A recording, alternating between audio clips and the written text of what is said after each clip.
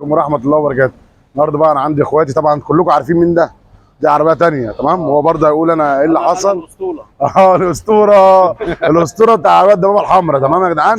بس هو جالي النهارده ايه بعربيتين تمام اخواته، فطبعا النهارده انا مش هتكلم. الراجل المحترم ده اللي هيتكلم ويقول لي بقى ايه اللي حصل معاه وكان جاي ايه اللي حصل. وبعد ما عملنا التعديل السحب، طبعا موضوع بسيط جدا احنا بنعمله تعديل السحب في العربيات اللي هي ايه الدبابة الكلام ده، فهو بقى يقول لكم ايه اللي حصل معاه. عرف نفسك للجمهور. انا مجدي. العربيه والله العظيم زادت النص معايا. انا كنت جاي العربيه ما بتمشيش خالص، والله العربيه بقت حلوه وبقت 100 100 تحت مني. الراجل ده الله يبارك له ومفيش بعد كده، الاسطوره واحد بس. حبيبي حبيبي بس.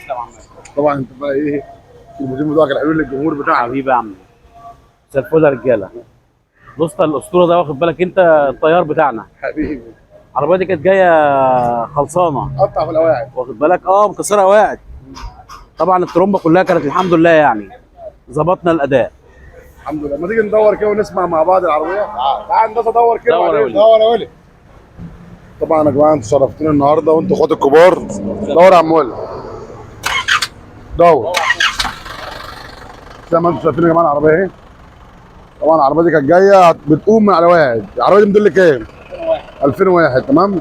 ادي صلانسيل العربيه يا جماعه اهو. تمام. دور عربيتك بعد اذنك.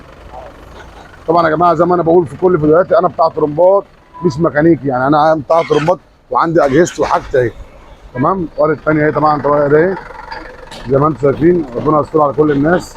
انتوا شرفتوني ونورتوني وانا بكبر بيكم، اقسم بالله انا بكبر بيكم، وحبكم دوت ودعمكم ليا ده هو اللي بيكبرني. وطول ما انت في ظهري انا دايس.